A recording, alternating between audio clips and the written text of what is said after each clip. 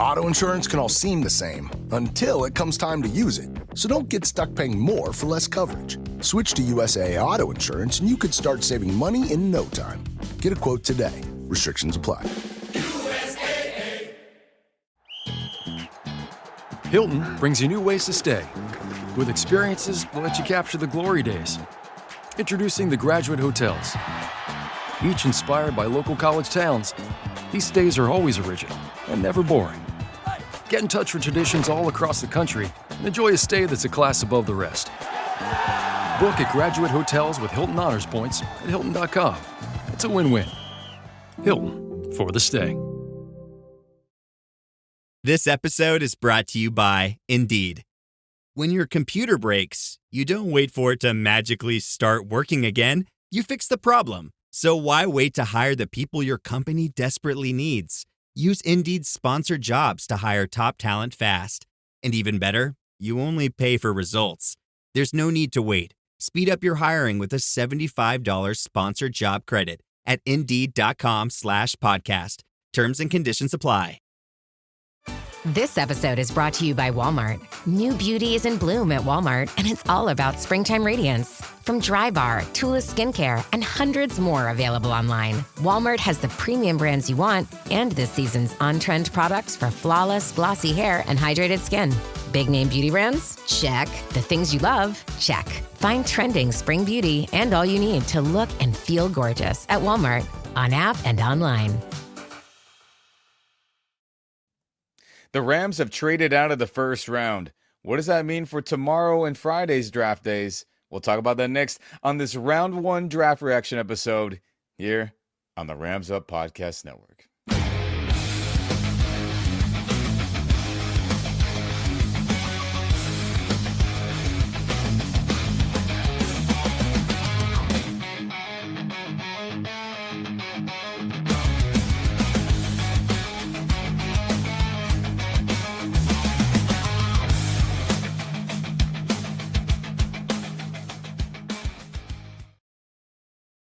What's going on, Rams Nation? Welcome back to the Rams Up Podcast Network. I'm Ian, riding solo for this reaction episode to round 1 of what the Rams have done. Like, subscribe, share this video, share this podcast with all your fellow Rams and football fans out there. That'll definitely help other Rams fans, football fans, see this video, hear this podcast as well. But let's get right into it. The Rams trade out of first round, which is absolutely incredibly not shocking. In me and Mark's draft preview episode a couple days ago, we had talked about what we wanted to see and what we thought would happen. And I predicted that the Rams would try to trade up. We'll talk about that. And I did say that if they did not successfully trade up for a player they really wanted, I think the move that they would do would to be trade back, acquire more picks. And that is exactly what they did. As we'll pull up the haul right here from the Rams Media Group. Trade details. The Rams receive 2025 round 2 pick number 46 overall. So the Rams had no second round pick tomorrow in round 2 because of the trade up last draft to get defensive tackle Braden Fisk, who everyone crapped on with that pick, saying it was too much. The value was insane. The Rams got fleeced, and Braden Fisk had one of the best rookie D-tackle seasons in franchise history and tied Aaron Donald's rookie sack record. I think that worked out pretty dang good. So the Rams get that second round pick that they did not have. They also get an additional 7th round pick that they did not have this draft. That would be pick number 242 overall. And the most important thing of this all, which I am absolutely shocked about and incredibly happy, is that the Rams get the Atlanta Falcons 2026 first round pick. Wow.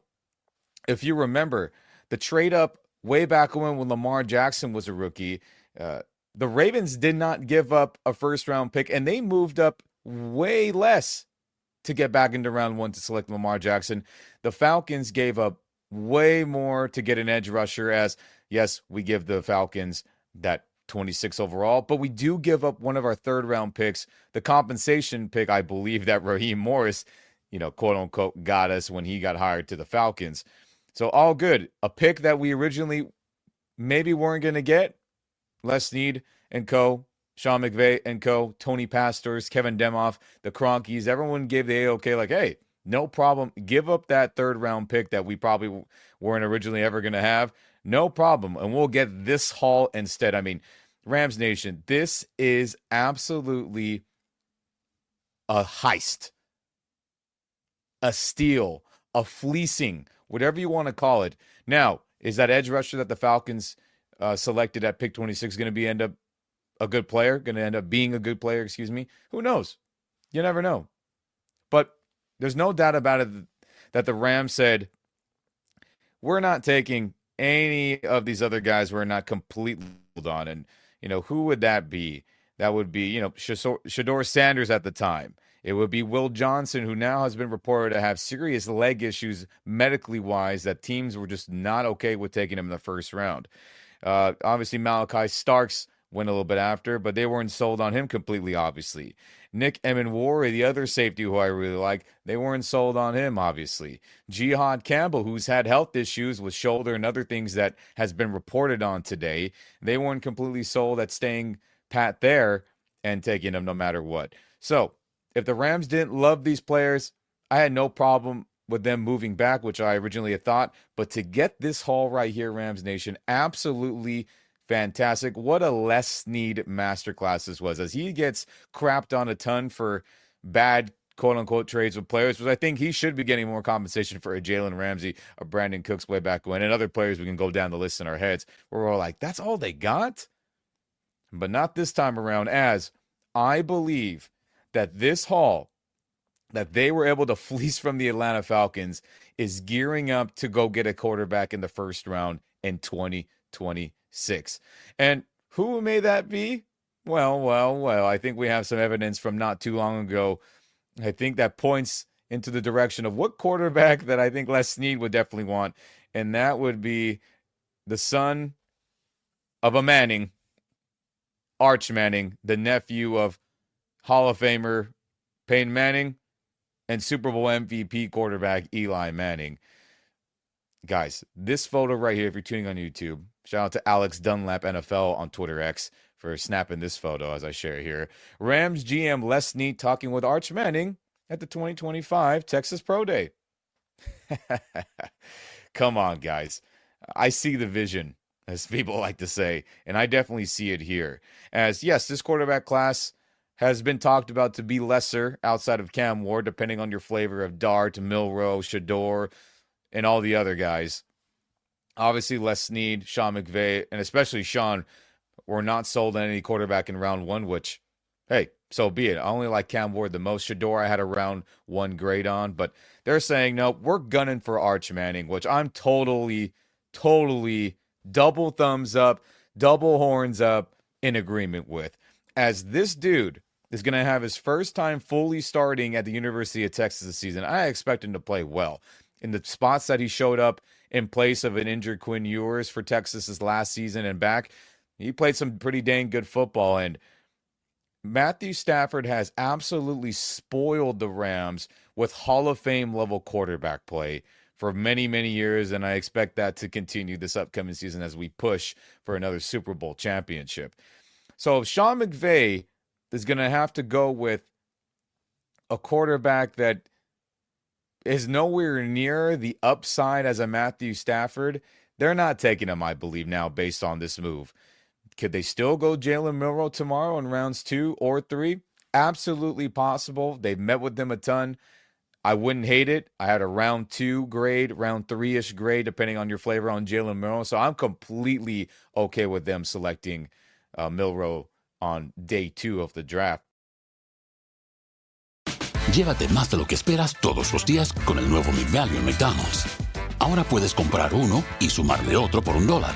Así que cuando tu equipo favorito enfrente a sus rivales, enfrenta tus antojos con $5 Meal Deals. Y si estás corriendo para alcanzar el desayuno, corre al app para llevarte ofertas antes del cutoff. Tú decides, y con McValue, tu decisión siempre rinde más. Precios y participación pueden variar. BOGO $1 válido para un producto de igual o menor valor. Debe estar registrado en Rewards para ofertas en el app. There are people out there all across the country pushing boundaries to grow the game of golf. Like champion speed golfer Lauren Cupp, who plays faster than anyone else. And Will Lowry, whose work in the golf community inspires more kids to get into the game. As a champion partner of the Masters, Bank of America supports everyone determined to find out what's possible in golf and in life. What would you like the power to do? Bank of America. Bank of America N.A. member FDIC, copyright 2025, Bank of America Corporation, all rights reserved. Ryan Reynolds here from Mint Mobile. I don't know if you knew this, but anyone can get the same premium wireless for $15 a month plan that I've been enjoying. It's not just for celebrities. So do like I did and have one of your assistants switch you to Mint Mobile today. I'm told it's super easy to do at mintmobile.com/switch. Upfront payment of $45 for 3-month plan, equivalent to $15 per month required. Intro rate first 3 months only, then full price plan options available. Taxes and fees extra. See full terms at mintmobile.com.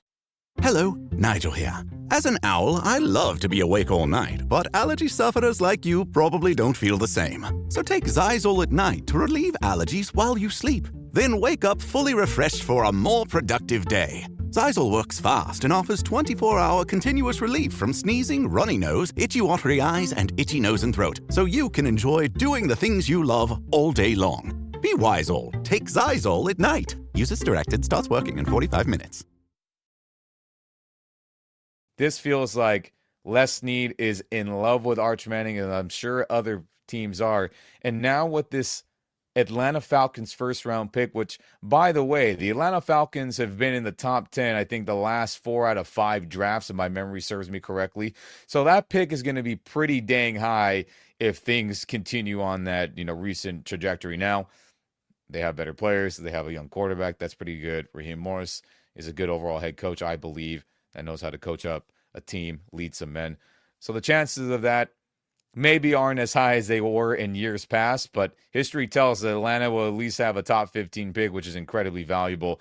So I believe they will go for it all again with Matthew Stafford this season. And next year, they're ready to make another Jared Goff level haul to try to get up there and get Arch Manning. That is my belief. Now, is there other quarterbacks that may jump in front of him with their play? Does Arch Manning maybe not play as good in slips? Who knows? That's why this upcoming season, both NFL and college, is so fascinating to how it turns out. But I believe this is what's going to happen. They are gunning for a young quarterback in 2026. And I believe as of today, if you had to bet money on who that is, that would be number 16, Arch Manning from the University of Texas. As again, I'll pull up this photo. Les Snead talking to him here at Texas Pro Day, and he's had many, many other conversations with him. There's photos out there way before this, as I want to say Les Snead's stepson attends the University of Texas, so he is around that program a ton. And I have to believe Sean McVay will probably really, really be ecstatic to get a Manning as a Ram. And for all you that are scared of McVay retiring, let's just say they do win another Super Bowl World Championship this upcoming season. If they're able to get Arch Manning, you bet your ass that Sean McVay will stay around and want to coach that guy up for another, let's just say in NFL terms, another 5-year window, right? Let's say a whole full rookie contract. I think he would definitely like and want to stay around for that. So I see the vision, Les Snead. What a great trade. What a great haul. And then we'll see what other fantastic players we get on day 2, rounds 2 and round 3. But in other big news that was going on before this super massive haul that occurred, it was reported by Diana Rossini, formerly of ESPN, now with The Athletic, that the Rams tried to trade up into the top 10, as I'll flash this photo here. Diana Rossini says the Rams were making calls to move up, and teams believed LA was seeking to draft Arizona wide receiver Tetairoa McMillan, or T-Mac, per source. McMillan was selected by the Panthers at number 8 overall. Now, McMillan is from Southern California. He did live in Anaheim, California, the very beginning cities of Orange County when you're crossing over from the final cities of LA County.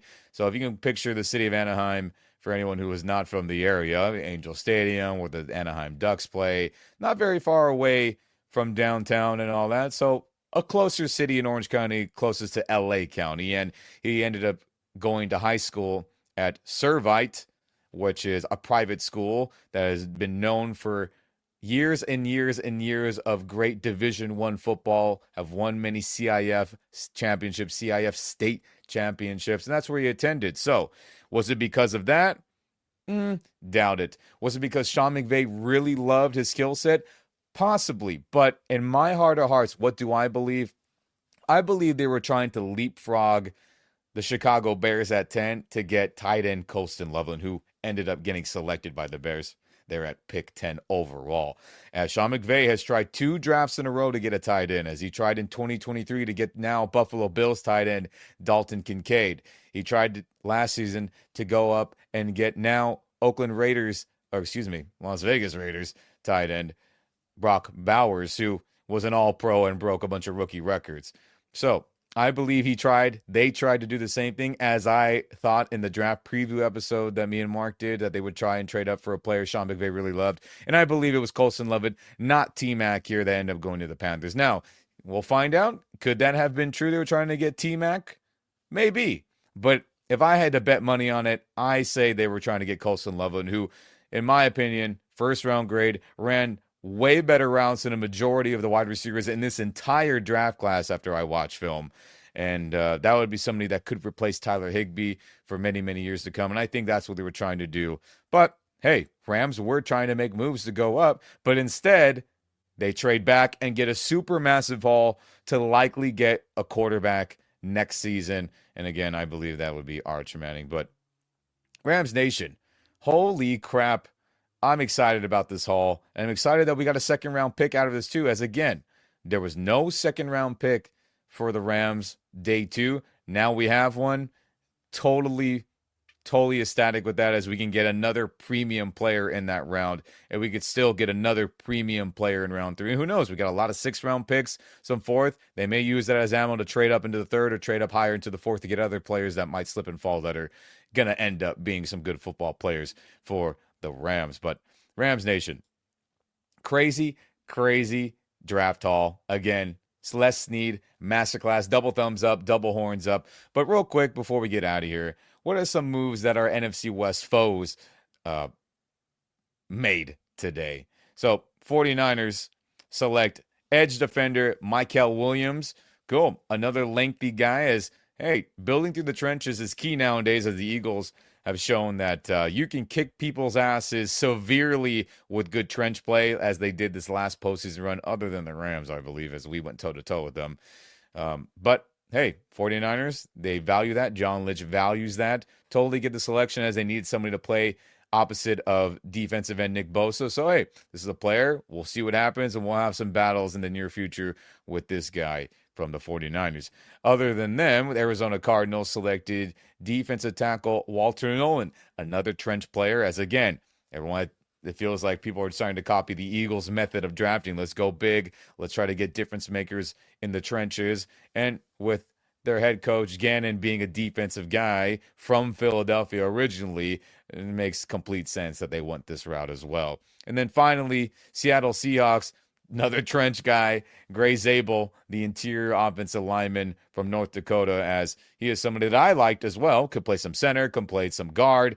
Definitely a mauler, great blocker, what I saw on film, as they've needed trench help for many, many years, it feels like, especially on that O-line, as we have, beat their butts a ton in that part of the game. So there's your quick update on our NFC West foes. But again, Rams trade out of the first round and get a massive haul, who I think is for potentially Arch Manning in 2026, which would be a Grand Slam Shohei Ohtani home run, in my opinion. If this comes to fruition a year from now, we shall see a lot of football to be played, both in college for him, both in the NFL for us trying to win a Super Bowl championship. But we'll worry about that after we potentially and should be hosting a Lombardi Trophy at the end of the 2025 campaign. But Rams Nation, which players do you want Rams to select tomorrow in rounds 2 and 3? Let me know in the comment section on YouTube.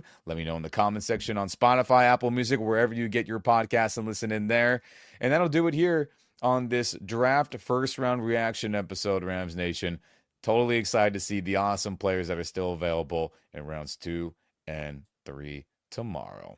But that'll do it here. Like, subscribe, share this video, share this podcast with all your fellow Rams fans. But never forget, go Rams, baby.